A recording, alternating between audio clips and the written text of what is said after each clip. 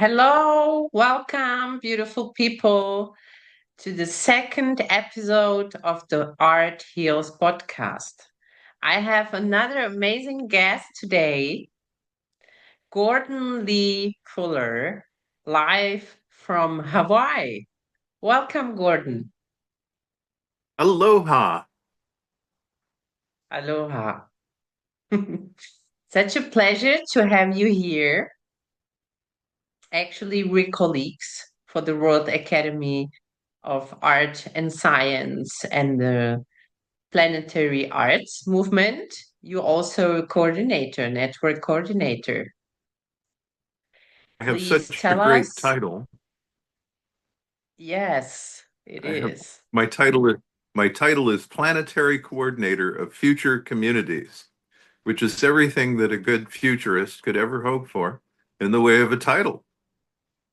Yes. Yes. I mean, I had a look on all the things you do. And yeah, please tell us from your perspective where where you come from and how did you come to art? Well, that's quite a story. I began as a child with being recognized as a child prodigy painter artist. I did watercolors and oils.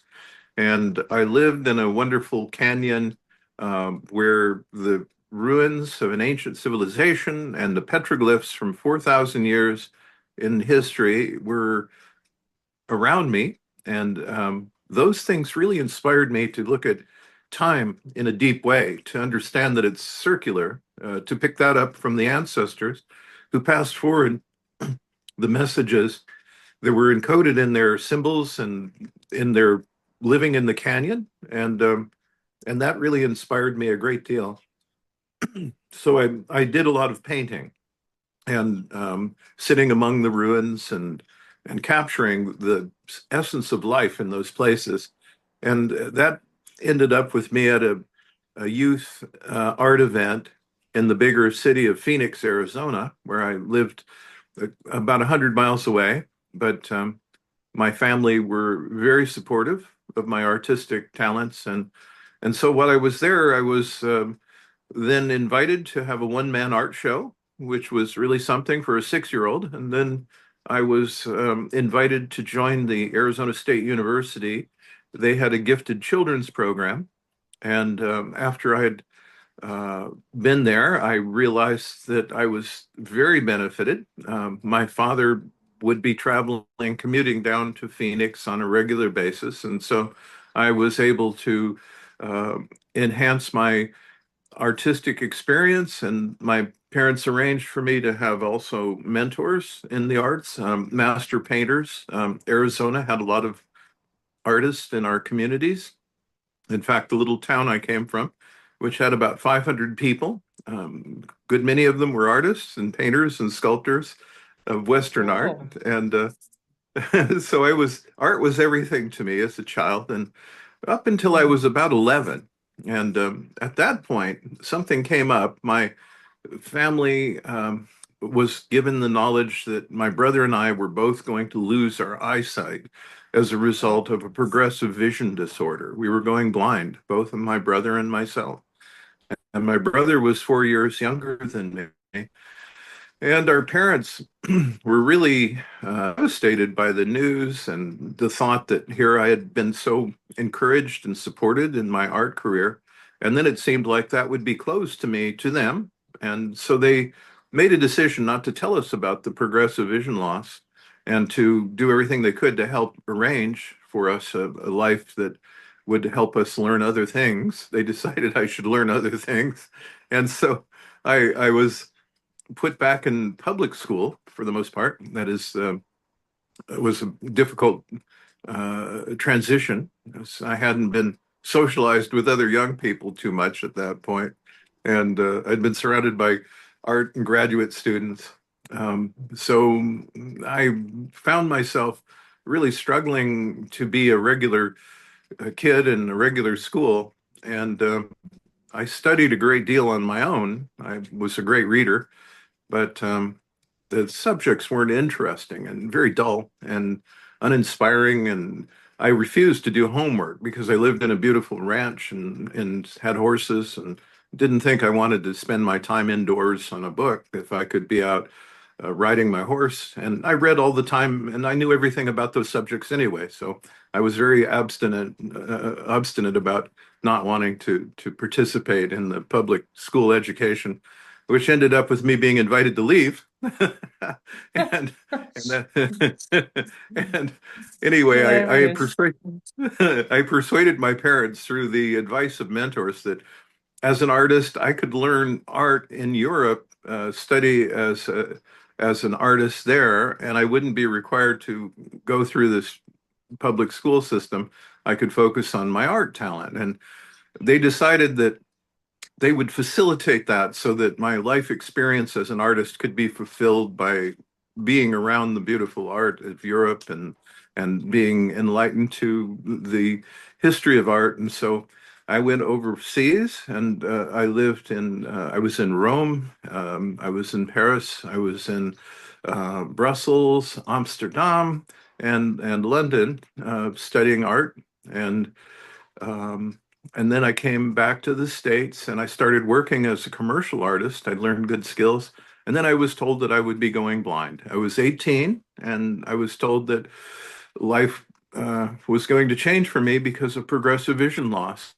And at that point, I was devastated. The only thing I could think of is all I'll be good for now is selling pencils on a street corner.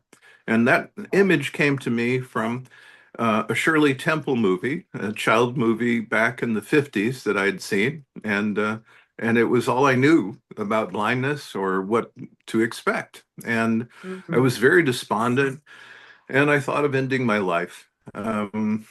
And Oh, eventually, I sort of I reasoned with myself. Um, if you're careful and in life and open yourself to possibility, there could be other paths available. And I told myself that if I was open to the experience of going blind as an artist, perhaps there'd be some wisdom in it. And yet, perhaps I might be a great artist. And at the time, I didn't believe it, but I realized that it was the right way to set my thoughts so that I could be continuing on.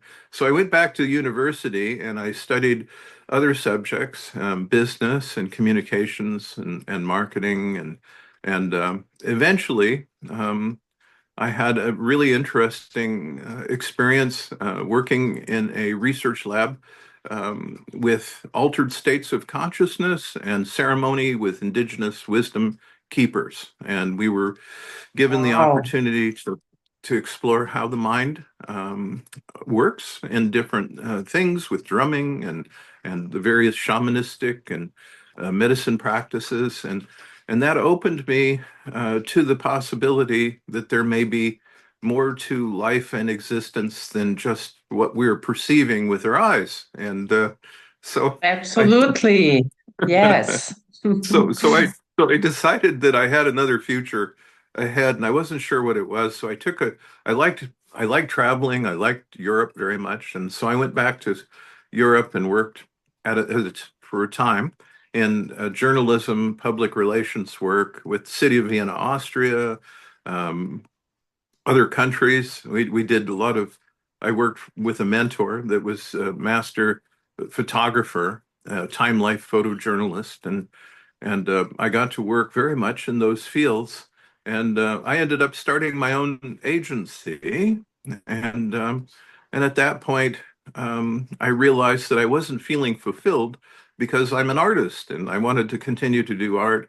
And that was where I began exploring using electronic media. I was a video film producer. I'd learned that when I was at school in Europe and how to make films and edit and animate. And so I Mhm. jumped into computer graphics at the time. And my brother was an astrophysicist designing telescopes and systems. And I learned from his friends how digital technology might be applied. And so I began working with that. And I've now been working nearly 45 years with advanced technologies at the forefront of these things, using them as creative expression tools and seeing how in our society they could be used to mend our social fabric because, as it happened, the tools have developed to a place where they're rather pernicious, predatory, and not very helpful in the way that people have applied them. And so, thinking ahead, I've been working steadily now over 45 years on how technology might better serve humans. And my focus started with 3D graphics, which then led to virtual reality. And I was a trailblazer of the technology known as virtual reality. I designed head-mounted displays. At first, I thought I would use these to Hmm. help bridge my vision with little cameras and computers connected to my body. And I did this for a time, and then I began hiring other young people that were working around me in this field. And we began our own company, and we made the world's first digital twin uh, metaverse. And we had a video conferencing 3D world that represented the cities around Silicon Valley. And we tested that, and we worked with the Japanese phone company, NTT. They were our partner. And so in 1997, we were able to pioneer, to showcase the best technology available from NTT and demonstrate how people of the future will be able to communicate with Yes. avatars and virtual worlds.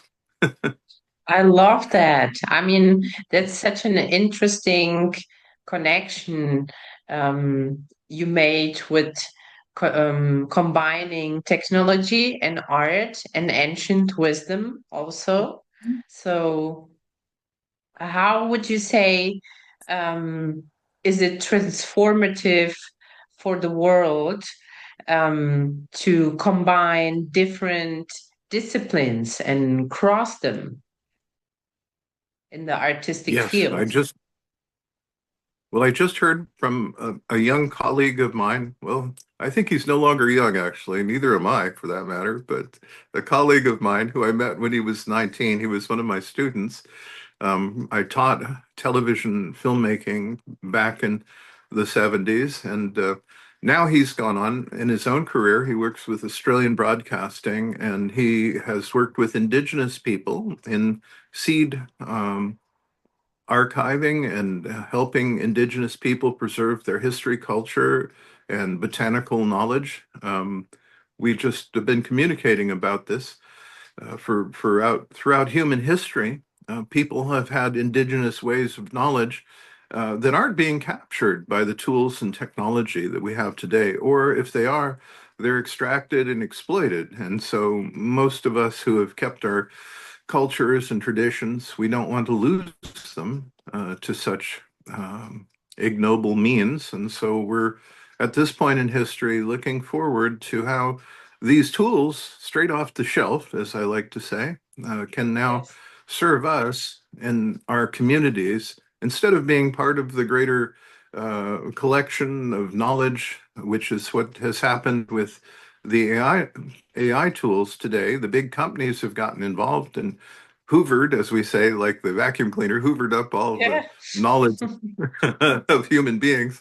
And now everything in the world is at your fingertips. But, for most of us who are doing some gardening in the Aboriginal outback, we need more specific knowledge about where we live and the seeds that we're working with. So the knowledge isn't Yes, I all think I encompassing. think we are in a time where, yeah, It can heal us. returning to ancient wisdom is actually innovative, right? Yeah, And I think absolutely. art and what you do, I'd love you to tell us more, yeah, about the fuller vision also, how this is connected to, yeah, transforming the world with different tools. Well, I love your subject because art is a healing power. It's something very magical about art. It goes well beyond uh, just simply the artifact that it represents. It's a deep intersection with our human spirit and our own innate knowledge base. And I have recently read an article by an anthropologist that explained that for human beings to have spread as far and wide as we have, if we compare ourselves with other mammals, we realize that mammals don't go much further than 60 miles around where their habitat point of origin is. And it would have taken humanity, like other animals, by slowly adapting to the ever changing environments and other regions of our Earth where we encounter, we would have to have evolved to get there. And it would have taken us 88 million years, and we would have been 2,600 different species by the time we arrive at this point, with so many of us occupying the world. And we did it in 300,000 years. And so culture was the defining edge of how humanity has advanced. And in fact, we all have more in common than any uh, local band of wild chimpanzees. Their genetic diversity is much greater than our own. We're all pretty much family. Yeah. Mhm. Hmm. Yeah, I think it's a question from which point of view you kind of see the things. And um I mean I know a similar technique to what you call the retrocausal perspectives, like Yes. seeing ourselves from the future, and you especially point out to the future generations, like what will we leave to them that they would love.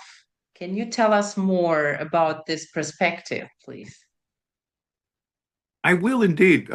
When I first was losing my eyesight and being a graphic designer, artist, and filmmaker, I would show up in people's office and I would have a white cane as I was progressively losing my vision.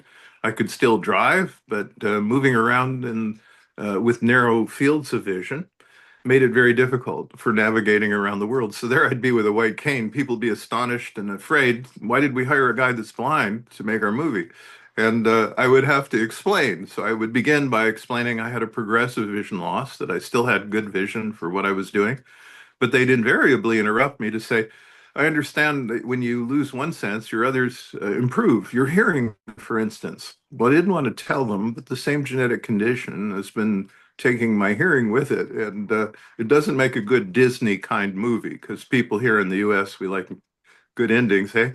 And so I would instead make a joke out of it. I'd say, well, now that you mention it, I hadn't heard that before, but I do smell much better. And, I'd get a laugh out of everyone and we'd move on. They'd realize the blind guy's funny, he's okay. And so with that, I had that as a kind of a joke. But then about 10 or 20 years into it, I came to realize that I did have an extraordinary sense that I had relied on since childhood, and that was sensing the future, sensing what's coming, feeling Wow. called, Mm-hmm. feeling a feeling a calling, that there was some work. Clairvoyance, clear vision. Well, it has many names, but for me, it's the fact that our human minds are prediction engines. They're designed around our life experience here in this world, adapting to the world. And leaning into the future, now that we have opened up the door to our quantum universe, we're understanding that there is the reality that time itself is something we perceive, but isn't as we perceive it. It goes in Mm, both directions. And in truth, has different scales throughout the universe. Time moves differently in different areas. And so these are recent discoveries, and they're astonishing. But it does suggest that what is called retrocausality, and that is where the future communicates to the past, doesn't do so with words or apparitions, but rather just simply an intuitive sense that there is something that is moving. If you train yourself to be open to that, then it'll come to you. So when you face a decision, when you face a moment where you have to consider a choice, you can actually open yourself to the possibility that there is a future calling to you and saying, here is the right path.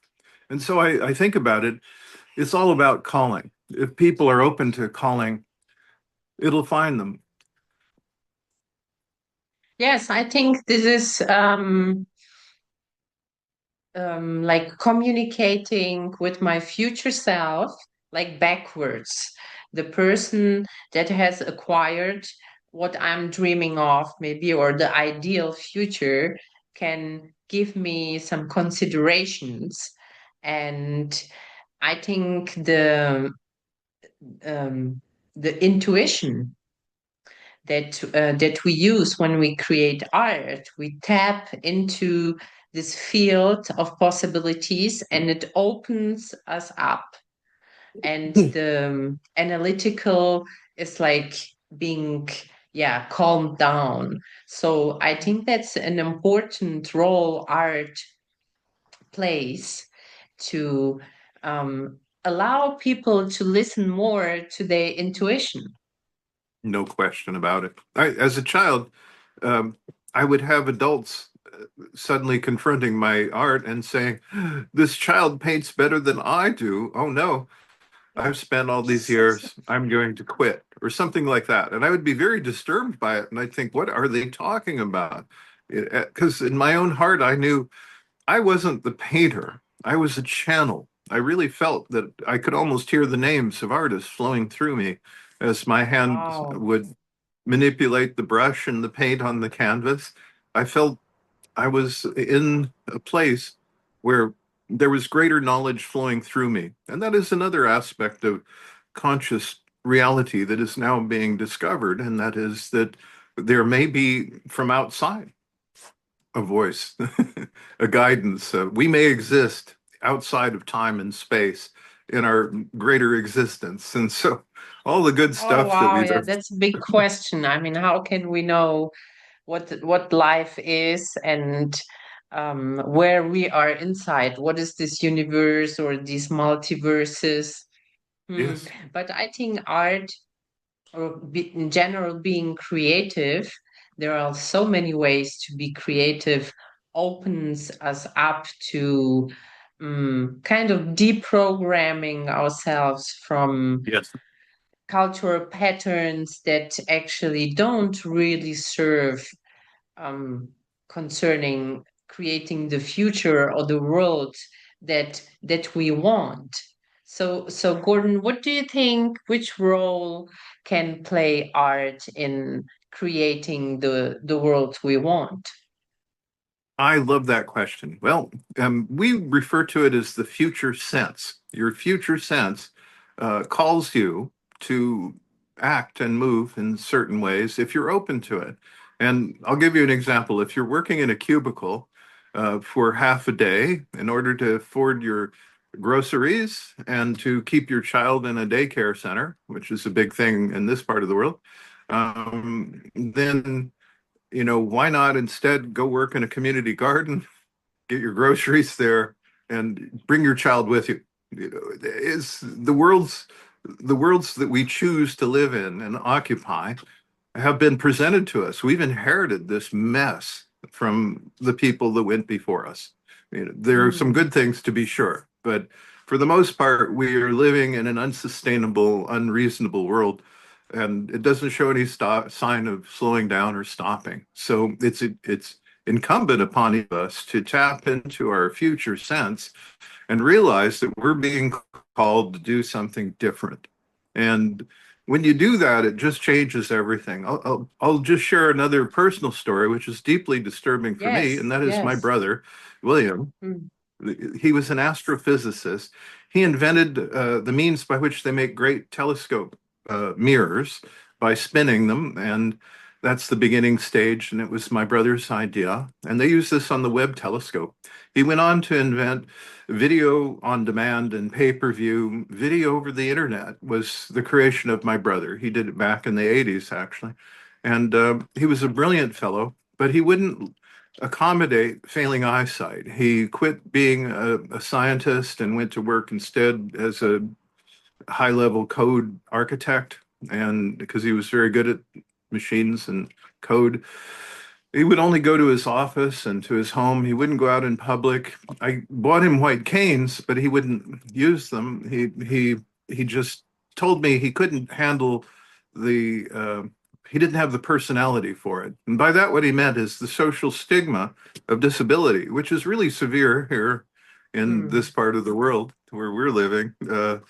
People with disabilities are disregarded as productive members of society. How foolish that is, one could just hardly imagine. But given the fact that we're not represented, our stories aren't shared, it's just an unknown story. So my brother spoke often of suicide, and ultimately it did end up with him leaving us. He's been gone now many years, and I have an eternal sadness about that. Oh, I'm And, sorry. he was I'm a so sorry to hear that. he was a Yes, I lovely mean, lovely oh, person. And yeah. so being open to other possibilities could be a lifesaver. It could change everything about how life unfolds for you. Being open to being healed by being open to other possibilities. Just every time you find yourself challenged, say, okay, the door is closed. It's a salesman's technique too, I'll add. But the door is closed, another will open, and be anxious to get on to the next door. That's the Yes, better I way think to. it's a lot also about finding the trust that the universe or the higher force or however you call it is guiding you towards Yes, something different, which we from our perspective can't comprehend, but it leads you to a higher outcome and disconnecting absolutely. from the cultural judgment, right? That pushes Absolutely. you in a certain category. And I think um, The, being creative, creating art is well, freeing, is a liberation from these cultural patterns that are, yeah, kind of obsessive, right? To produce obsessive. a certain way to function as a human. We've been packaged and sold a lot of things.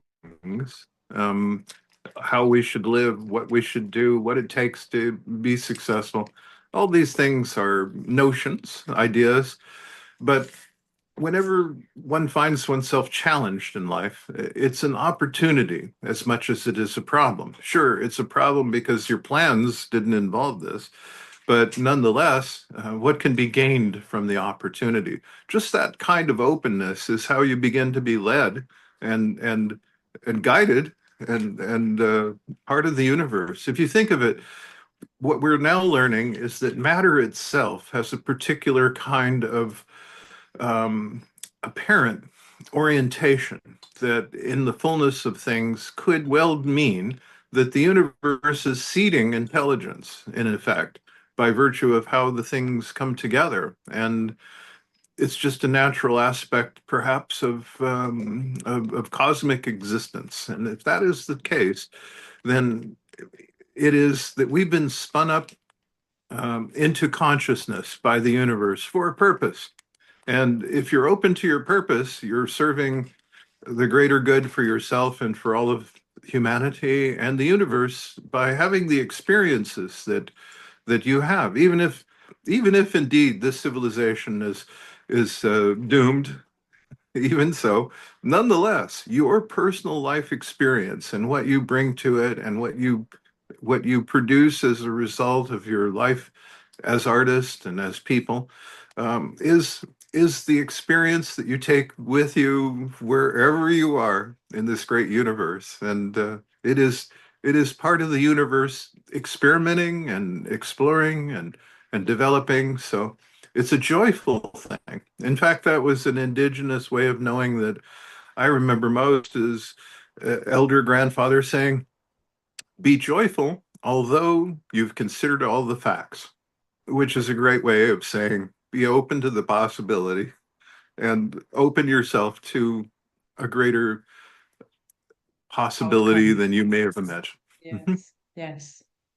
So, Gordon, we are getting close to the end, but I have here a tradition that the the guest before you left a word that is yeah um, characteristic for the art he or she did. So it's glow, the word that Allison, the guest before, left for you. Can you tell us about what this word glow means for your art or in your artistic passion? Very interesting. Yes. Well, I've been actually lights out blind. I see nothing now, and it's been like that for at least 10 years. And nonetheless, I have perceptions of the world around me. I was in a restaurant the other day and a little child was screaming fitfully. And as I was Yes. sitting there, it occurred to me that the little child was acoustically sounding out the space in which we were sitting. The only reason I knew that is I've been working on spatialized audio for many years, and I recently had some new kinds of AI hearing aids. And so I'm kind of conscious of sound and sound environments. In fact, some of my blind science friends have been working on how to, when you enter a building, to be able to acoustically pick up the signature of the room around you by your favorite music echoing off the walls. And so the spatialized audio processing gives you a sense of the space you're entering volumetrically and shape-wise by giving that as a pre-processed spatialized computer audio technology cue. But I'm watching this little child.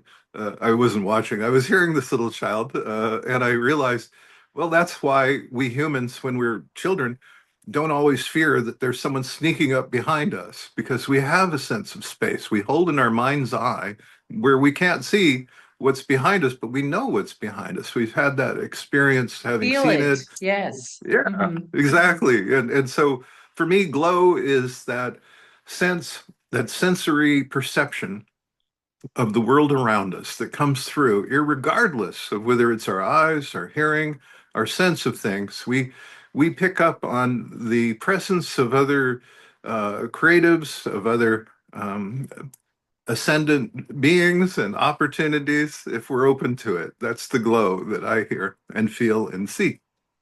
Beautiful. Beautiful. And now it's your turn to leave a word that represents your art Ah, for the next guest. So which word would you like to leave, Gordon? well, I think future sense is the thing that's inspired me so much, and I'd like to pass that along as something that we all have and share and can improve. So Hmm. that would be it, the idea of future sense. Awesome. Thank you so much for being my guest. I feel like I could talk much longer with you, and I hope to see you maybe for the next exhibition in London. That would I be look great. I look very forward to that, my sister. Thank you so much for your time and your good efforts. Aloha. Aloha.